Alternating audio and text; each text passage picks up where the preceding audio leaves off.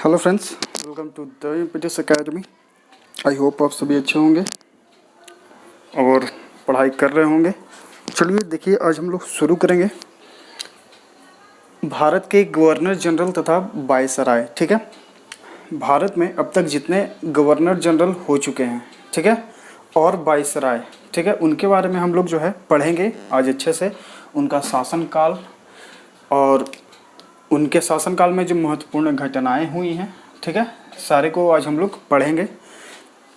और इसके बाद सबसे इंटरेस्टिंग पॉइंट ये है कि जैसे कि हम लोग वारेन हेस्टिंग्स के बारे में पढ़ेंगे और इनके कार्यकाल में जो भी घटनाएं हुई हैं उनके बारे में हम लोग इस वीडियो के बाद, मतलब कि ये जो लेसन कंप्लीट हो जाएगा गवर्नर जनरल और वायसराय और उनसे संबंधित महत्वपूर्ण घटनाएं, उसके बाद जो है इनमें से हम एक ऑब्जेक्टिव कर करके फिर आपको एक वीडियो बनाते जाएंगे। जैसे कि मान लिया जाए रेगुलेटिंग एक्ट आखिर क्या था, ताकि आपको जो है और अच्छे से समझ में आ जाए। ठीक है, 1781 का अधिनियम क्या था, पिट्स इंडिया एक्ट क्या था, ये सब अक्सर जो है क्वेश्चंस ऐसे एग्जाम में पूछे जाते हैं।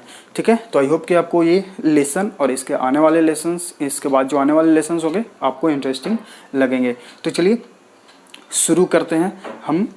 अभी देखिए, गवर्नर जनरल अभी हम लोग पढ़ेंगे, उसके बाद फिर हम लोग पढ़ेंगे वायसराय। पहले हम लोग गवर्नर जनरल जितने भी आए हैं भारत में वो देख लेते हैं और फिर उसके बाद फिर हम लोग देखेंगे वायसराय। ठीक है, तो देखिए आखिर ये गवर्नर जनरल और वायसराय जो थे वो कौन थे।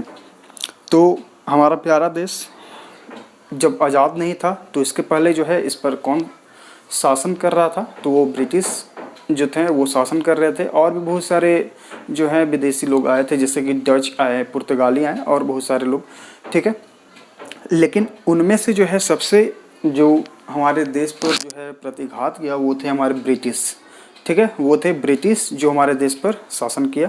और जब वो हमारे देश पर शासन किए तो बहुत सारी चीज़ों को उन्होंने हमारे देश में किया, मतलब हमारे साथ बुराइयां भी हुई, मतलब हमारे देश के जो लोग थे उस समय जो जनता थे। और कुछ कुछ जो चीज़ें हैं उन्होंने ऐसी चीज़ें हमारे देश के लिए की जो आज भी हमारे संविधान में उस कुछ चीज़ों को लिया गया है। ठीक है, तो सारी चीज़ों को हम लोग पॉइंट आउट करते चलेंगे। इस लेसन में हम लोग बस देखेंगे कि कौन से गवर्नर जनरल, उनका शासनकाल कब से कब तक था और उनके शासनकाल में कौन कौन सी घटनाएं हुई हैं। ठीक है, और इसके बाद फिर हम लोग वही कि रेगुलेटिंग एक्ट जैसे कि इनके शासनकाल में हुआ तो हम लोग ये देखेंगे, मतलब जानेंगे कि आखिर रेगुलेटिंग एक्ट क्या था, डिटेल में समझेंगे। पिट्स इंडिया एक्ट है तो क्या था, रोहिल्ला युद्ध हुआ था तो कब हुआ, तो देखिए यहाँ 1774 यानी कि 1774 आखिर रोहिल्ला युद्ध हुआ किसके बीच था, आखिर क्यों हुआ था, तो ये सब हम लोग डिटेल में पढ़ेंगे। और ये पूरा जो लेसन है वो कवर्ड होगा आपका एनसीईआरटी से। ठीक है, एनसीईआरटी इंपॉर्टेंट बुक है। इसके पहले हम एक लेसन बनाए थे मौर्य काल पे, तो वो भी जो है इसी से कनेक्ट आपको हम कर देंगे। आगे बस आप लोग पढ़ते रहिए, मतलब धीरे धीरे एनसीईआरटी बुक को हम फिनिश कर देंगे। बस आप लोग जो है लेसन को देखते रहिए, समझते रहिए, याद करते रहिए। अगर कहीं पे थोड़ा सा ही प्रॉब्लम लगे तो ज़रूर कमेंट करिएगा। चलिए देखते हैं। देखिए पहला हम लोग देखेंगे गवर्नर जनरल में वारेन हेस्टिंग्स। ठीक है, वारेन हेस्टिंग्स, इनका कार्यकाल जो है, कार्यकाल सबसे इम्पोर्टेंट टर्म होता है, एग्जाम में पूछा जाता है। ठीक है, तो कार्यकाल भी आप लोग याद करिएगा कि इनका कार्यकाल कब से कब तक हुआ। तो वारेन हेस्टिंग्स जो है इनका कार्यकाल था 1773 से 1785। ठीक है, 1773 से 1785। लगता है मार्कर नहीं चल रहा है। चलिए देखिए, तो देखिए वारेन हेस्टिंग्स के कार्यकाल में जो सबसे इम्पोर्टेंट काम हुआ वो था पहला रेगुलेटिंग एक्ट।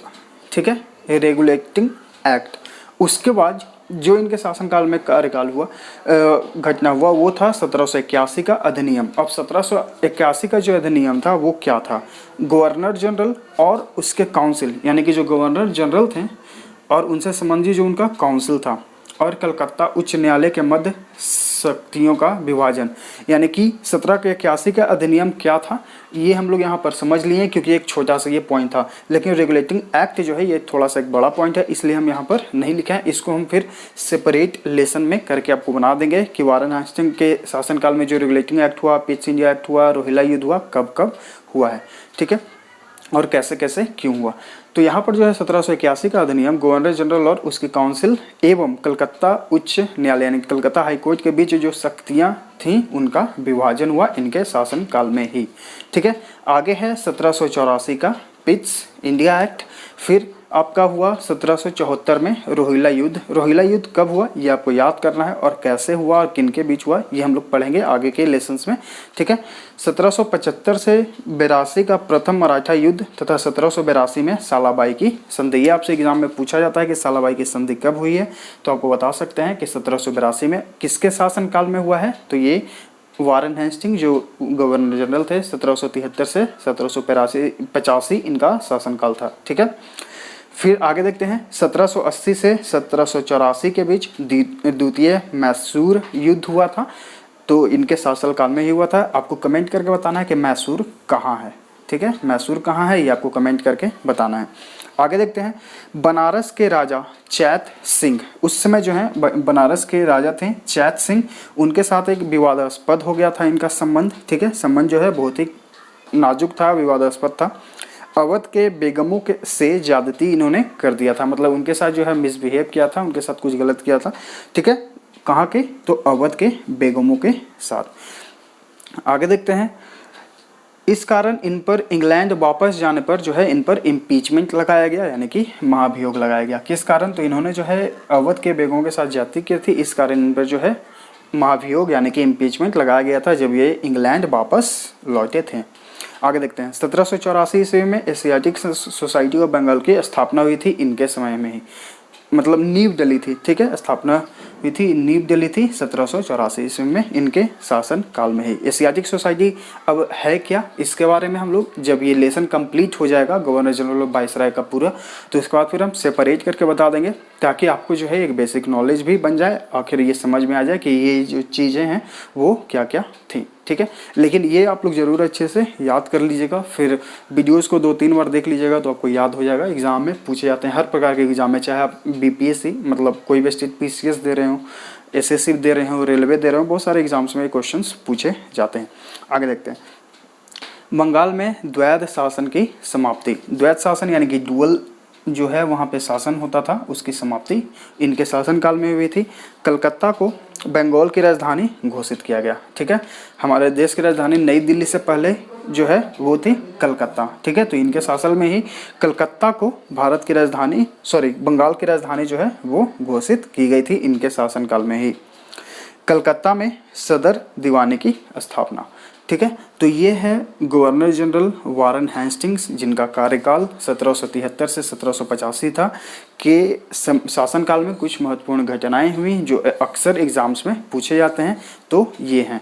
ठीक है, अब हम लोग देखेंगे दूसरा जो गवर्नर जनरल हैं वो हैं लॉर्ड कॉर्नवालिस। ठीक है, ये भी कॉर्नवालिस जो है ये भी बहुत ही ज़्यादा मतलब हाईलाइटेड हो गए थे उस समय। इनका कार्यकाल जो है वो रहा 1786 से 1793। यहाँ देखिए 1773 से 1785 यहाँ इनका शासन खत्म हुआ, फिर 1786 से ये आ गए और ये रहे कब तक, 1793 तक। ठीक है, तो इनके शासनकाल में क्या क्या घटनाएं हुई देखिए। तृतीय मैसूर युद्ध हुआ 1790 से 92 तथा श्रीरंगपट्टनम की संधि हुई 1792। ये श्रीरंगपट्टनम की ही संधि से द्वितीय मैसूर युद्ध जो है वो समाप्त हुआ था। ठीक है, तो ये डेट याद रखिएगा, एग्जाम्स में पूछा जाता है। आगे देखते हैं कॉर्नवालिस कोड का निर्माण कब हुआ, 1793 में। आखिर ये कॉर्नवालिस कोड क्या था, तो इसमें जो है न्यायिक सुधारों के बारे में बताया गया था। ठीक है, क्या बताया गया था, न्यायिक सुधारों के बारे में बताया गया था। उस समय भारत में बहुत तरह के जो हैं घटनाएं हो रही थी, कुछ जो है मतलब हर तरीके के लोग जो हैं अपने तरीके से वहाँ पे कुछ नियम कानून बना दे रहे थे। तो जो लॉर्ड कॉर्नवालिस हैं उन्होंने क्या किया कि एक सुधार किया उसमें कि ये ऐसे ऐसे करना है। ठीक है, तो वही न्यायिक सुधार था, उसे कहा गया कॉर्नवालिस कोड 1793 में। बंगाल का स्थायी बंदोबस्त 1793 में हुआ। ये हम लोग डिटेल में आगे के लेसन्स में पढ़ेंगे कि जो इम्पोर्टेंट रहेगा कि हाँ ये इम्पोर्टेंट है जानने के लिए है, तो वो ज़रूर आपको डिटेल में पूरा बताया जाएगा इसके बाद के लेसन में। आगे देखते हैं प्रशासन का यूरोपीयकरण तथा सिविल सेवाएं जो हैं वो प्रारंभ की गई। मतलब आज के जो हम लोग जानते हैं यूपीएससी संघ लोक सेवा आयोग, वो जो है इनके शासनकाल में ही जो है सबसे पहले शुरुआत हुई थी। सबसे पहले जो है इसमें क्या था कि इंग्लैंड के ही लोग आएंगे सिर्फ, ठीक है, वही लोग यहाँ जो है रिक्रूट होंगे, वही एडमिनिस्ट्रेटर बनेंगे। लेकिन धीरे धीरे जो है फिर भारतीय भी इनमें आते गए, ठीक है। फिर है कंपनी के कर्मचारियों को निजी जो वो लोग करते थे व्यापार, उस पर रोक लगा दिया इनके शासनकाल में ही, ठीक है। लॉर्ड कॉर्नवालिस के शासनकाल में जो कंपनी के जो कर्मचारी होते थे वो अपना मतलब निजी यानी कि जो है सेल्फ मतलब वो व्यापार करते थे और उस पर अपना फ़ायदा उठाते थे। तो उस पर क्या किया कि लॉर्ड कॉर्नवालिस ने रोक लगा दिया, ठीक है।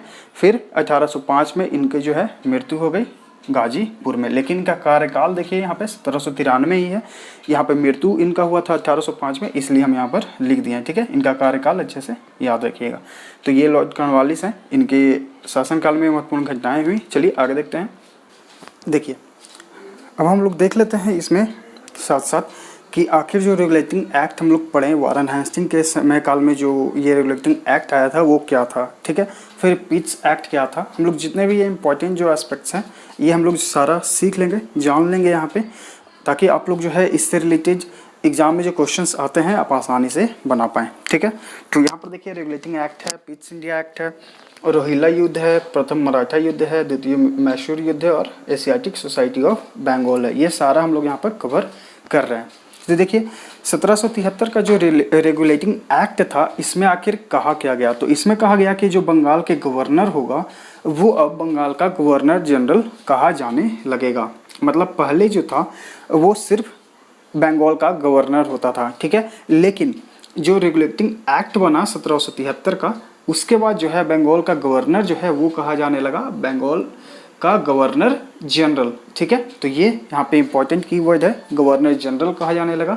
और पहला जो गवर्नर जनरल बने वो कौन थे, वो थे वारेन हेस्टिंग्स, जिनके बारे में हम लोग यहाँ पर पढ़ रहे हैं, ठीक है। मद्रास एवं बम्बई के गवर्नर जो है बंगाल के गवर्नर के अधीन हो गए, यानी कि मद्रास और मुंबई के जो गवर्नर थे वो अब किसके अधीन हो गए थे, वो बंगाल के गवर्नर जनरल के अधीन हो गए थे, ठीक है। कलकत्ता में एक उच्च न्यायालय की स्थापना की गई। भारतीय लोगों से रिश्वत लेना प्रतिबंध कर दिया गया और निजी व्यापार भी प्रतिबंध कर दिया गया, जो हम लोग पिछले कुछ समय पहले ही सीख चुके हैं, ठीक है। तो ये है 1773 का रेगुलेटिंग एक्ट से संबंधित महत्वपूर्ण पॉइंट। तो आप लोग सभी जो है इन पॉइंट्स को याद कर लीजिएगा, एग्जाम में आता है सारे क्वेश्चंस, ठीक है। चलिए आगे देखते हैं। आगे है 1784 का पिट्स एक्ट, 1784 का पिट्स एक्ट जो है यहाँ पर हम लोग ये भी जान लेते हैं। तो देखिए इसमें जो है द्वैध शासन की स्थापना हुई, एक बोर्ड ऑफ डायरेक्टर बना और एक बोर्ड ऑफ कोर्ट बना, ठीक है। तो हम लोग यहाँ पर बेसिकली यहाँ पर जान लेते हैं कि 1784 का जो पिट्स एक्ट बना, यहाँ पे द्वैध शासन की स्थापना हुई थी। इसमें इंपॉर्टेंट पॉइंट ये हुआ। फिर आगे देखते हैं। भारत में कंपनी के अधीन क्षेत्रों को पहली बार ब्रिटिश आधिपत्य का क्षेत्र कहा जाने लगा। यानी कि पहले जो भारत में जब ब्रिटिश इंडिया जो कंपनी आई, ठीक है, ब्रिटिश ईस्ट कंपनी, वो जो है इस एक्ट के बाद जो है भारत का जितना भी जो जगह हुआ, मतलब जहाँ जहाँ पे वो अपना शासन किए, उस जगह को जो है अब ब्रिटिश आधिपत्य कहा जाने लगा, ठीक है। उसके बाद जो आगे का पॉइंट है वो है ब्रिटिश सरकार को भारत में कंपनी के कार्यों और उसके प्रशासन पर पूर्ण नियंत्रण प्रदान किया गया। यानी कि पहले जो थे वो ब्रिटिश इंडिया कंपनी के लोग जो हैं वहाँ काम करते थे, लेकिन अब क्या हुआ कि अब ब्रिटिश सरकार जो है भारत के में जो कंपनी है ईस्ट इंडियन कंपनी, उनमें जितने भी अब कार्य होने लगे उस पर सीधा प्रशासन और पूर्ण नियंत्रण जो है अब ब्रिटिश सरकार का ही हो गया, ठीक है। तो इस जो 1784 का पिट्स एक्ट है उसमें ये इम्पोर्टेंट पॉइंट ये हैं, ठीक है। तो ये है आपका 1773 का रेगुलेटिंग एक्ट, ये है आपका 1784 का पिट्स एक्ट। आगे देखते हैं रोहिल्ला युद्ध, ठीक है। रोहिल्ला युद्ध देखिए किनके बीच हुआ, तो रोहिल्ला युद्ध हुआ है सिजाउद्दौला जो उस समय अवध के नवाब थे, ठीक है, और रोहिल्लाओं के बीच जो कि बेसिकली अफगान से थे और भारत में, उत्तर भारत में वो बसे हुए थे रोहिल खंड में, ठीक है। अगर आपसे पूछा जाए कि रोहिल्ला कहाँ के थे बेसिकली, तो वो थे अफगान के, लेकिन वो भारत के उत्तर भारत में जाकर बस गए थे रोहिल खंड में, ठीक है। तो रोहिल्ला युद्ध हुआ था सिजाउद्दौला और रोहिल्लाओं के बीच। आगे क्या है, आगे का जो हमारा पॉइंट है वो है प्रथम मराठा युद्ध। वो कब से कब हुआ, 1775 से 1782, ठीक है। तो मराठा युद्ध जो है, प्रथम मराठा युद्ध, वो हुआ ब्रिटिश ईस्ट इंडिया कंपनी और मराठाओं के बीच। किनके किनके बीच हुआ, अगर आपसे पूछा जाए कि प्रथम मराठा युद्ध जो है वो कब हुआ और किनके बीच हुआ, तो हुआ था कब, 1775 से 1782 और ईस्ट इंडिया कंपनी मराठाओं के बीच, ठीक है। ये जो युद्ध हुआ, शुरुआत हुआ था सूरत की संधि के साथ और समाप्त हुआ सालाबाई की संधि के साथ, ठीक है। तो शुरुआत किससे हुआ था, तो सूरत की संधि, उस समय दोनों में मनमुटाव हुआ, दोनों एक दूसरे के नीतियों को, मतलब जो शर्त था वो निभा नहीं पाए और युद्ध हुआ। तो सूरत की संधि के साथ जो है युद्ध हुआ और समाप्त किसके साथ हुआ, सालाबाई की संधि के साथ, ठीक है। तो ये है प्रथम मराठा युद्ध जो कि 1775 से 82 के बीच हुआ। आगे देखते हैं द्वितीय मैसूर युद्ध।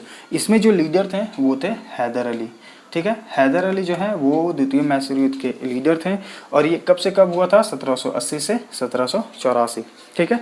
तो आखिर ये हुआ क्यों, तो देखिए डच कंपनी और फ्रेंच कंपनी जो है उस समय साथ में जो है काम कर रहे थे और ईस्ट इंडिया कंपनी इन दोनों के अगेंस्ट में थी, ठीक है। तो इन दोनों के बीच जो मीन्स की फ्रेंच और डच कंपनियों में जो है वो ईस्ट इंडिया कंपनी के साथ एक युद्ध हुआ, मतलब थोड़ा सा मनमुटाव हुआ और इसी मनमुटाव का नतीजा था ये मैसूर युद्ध, ठीक है। ये मैसूर युद्ध जो है वो युद्ध हुआ और इसका सबसे बड़ा कारण अगर आपसे पूछा जाए तो एक फ्रेंच पोर्ट था, ठीक है, फ्रेंच पोर्ट माहे, ठीक है, फ्रेंच पोर्ट एक था, माहे जगह का नाम है। तो यहाँ पर जो है हैदर अली जो है इनको सपोर्ट करते थे, लेकिन ईस्ट इंडिया कंपनी के जो शासक थे वो यहाँ पर कब्जा करना चाहते थे, सॉरी ईस्ट इंडिया कंपनी के नहीं, उस समय ब्रिटिश आ गए थे। तो ब्रिटिश जो है वो माहे पर अपना कब्जा जो है वो करना चाहते थे, सीजर मतलब कब्जा, नियंत्रण। तो इस वजह से जो है ये युद्ध का एक कारण बना, ठीक है। माहे पर जो है नियंत्रण करना चाह रहे थे ब्रिटिश सरकार के लोग। तो ये जो है हैदर अली जो है वो नाराज हुए, मीन्स कि उनमें गुस्सा आया क्योंकि वो सपोर्ट करते थे डच को, ठीक है। तो इसलिए जो है इसका मुख्य कारण ये बना था। उसके बाद हम लोग, और ये देखिए किस संधि के साथ समाप्त हुआ अगर आपसे पूछा जाए तो ये हुआ था मैंगलोर की संधि के साथ, इसके जो समाप्ति हुई थी, ठीक है। उसके बाद है एशियाटिक सोसाइटी ऑफ बंगाल। तो ये इसके स्थापना किनके द्वारा किया गया था, सर विलियम जोन्स के द्वारा 1784 ईस्वी में बंगाल में। और ये एक प्रकार का लाइब्रेरी है, ठीक है। ये एक प्रकार का क्या है, एशियाटिक सोसाइटी ऑफ बंगाल जो है एक प्रकार का यहाँ पे लाइब्रेरी है, ठीक है। तो ये है इंपॉर्टेंट 1773 के रेगुलेटिंग एक्ट में जो हम लोग सीखें, वारेन हेस्टिंग के कार्यकाल में क्या क्या हुआ, रेगुलेटिंग एक्ट आया तो ये हम लोग जाने, फिर पिट्स इंडिया एक्ट हुआ ये जाने, रोहिल्ला युद्ध, फिर प्रथम मराठा युद्ध, फिर द्वितीय मैसूर युद्ध और एशियाटिक सोसाइटी। ये रहा आपका वारेन हेस्टिंग्स जो गवर्नर जनरल रहे 1773 से 1785। इनके शासनकाल में जो जो इम्पोर्टेंट घटनाएं हुई उनके बारे में हम लोग यहाँ पर डिटेल में समझ गए, जान गए। आई होप आप इन सभी पॉइंट्स को अच्छे से देखकर याद कर लेंगे, इनका रिवीजन करेंगे क्योंकि ऐसे क्वेश्चंस जो हैं हमेशा एग्ज़ाम्स में पूछे जाते हैं, हर तरीके के एग्ज़ाम में, ठीक है। तो इसके बाद जो लॉर्ड कॉर्नवालिस का हम लोग पढ़े हैं लेसन, उनके शासनकाल में जो महत्वपूर्ण घटनाएं हुई वो हम लोग आगे के क्लासेस में देखेंगे। तो आप लोग जो है अच्छे से लेसन्स को देखते रहिए, सीखते रहिए, समझते रहिए और रिवीजन ज़रूर करते रहिए। इधर जो है बीच में कुछ प्रॉब्लम्स हो गया था, इंटरनेट की वजह से भी कुछ प्रॉब्लम हुआ था और भी प्रॉब्लम हो गया था, इस वजह से जो है लेसन्स को अपलोड नहीं कर पा रहे थे। लेकिन अब जो है लेसन्स रेगुलर आते जाएगा तो आप लोग अच्छे से लेसन्स को देखते जाइएगा, ठीक है। तो प्लीज़ अगर ये लेसन अच्छा लगे तो लाइक करिए और शेयर भी करते जाइएगा अपने स्टडी ग्रुप्स में, ताकि और लोग जो हैं इसे देखें, समझें, सीखें और हमारे साथ जुड़े। मिलते हैं कल क्लासेस में। Thank you.